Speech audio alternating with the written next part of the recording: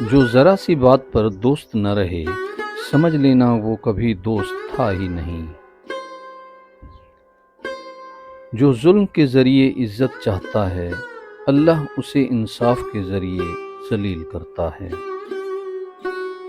جو دل دوسروں کی تکلیف دیکھ کر بے چین ہو جائے، تو جان لو کہ اس دل میں اللہ رہتا ہے۔ خوشی انسان کو اتنا نہیں سکھاتی جتنا غم سکھاتے ہیں۔ خوبصورت چہرہ بھی بوڑھا ہو جاتا ہے، پرکشش جسم بھی ایک دن ڈھل جاتا ہے، لیکن ایک اچھا انسان ہمیشہ اچھا انسان ہی رہتا ہے۔ جس آدمی کی زبان خراب ہو جاتی ہے، اس کا نصیب بھی خراب ہو جاتا ہے۔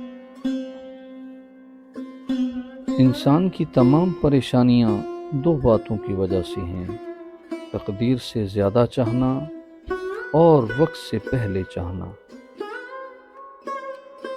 بدکار کی دوستی سے بچنا، کیونکہ وہ تمہیں معمولی سی چیز کے بدلے میں بیچ دے گا۔ زیادہ سوچنا انسان کو ختم کر دیتا ہے۔ بس دعا کرو اور اللہ پر چھوڑ دو۔ غیبت کرنا کمزور آدمی کی آخری کوشش ہوتی ہے۔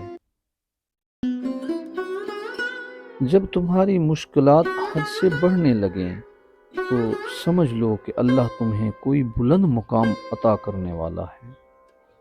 ایسا بہت کم ہی ہوتا ہے کہ جلد بازی کرنے والا انسان نقصان نہ اٹھائے، اور ایسا ہو ہی نہیں سکتا کہ صبر کرنے والا ناکام ہو جائے۔ دنیا تمہیں اس وقت تک نہیں ہرا سکتی جب تک کہ تم خود نہ ہار جاؤ۔ گھر میں غصہ ہونا گویا اسے ویران کرنا ہے۔ کسی کے ایمان کا اندازہ اس کے وعدوں سے لگاؤ۔ اسے اپنا راز کبھی مت بتاؤ جس کا کوئی راز تمہارے پاس نہ ہو۔ شک کو اپنے اوپر غالب مت آنے دو، ورنہ تمہیں دنیا میں کوئی ہمدرد نہیں مل سکے گا۔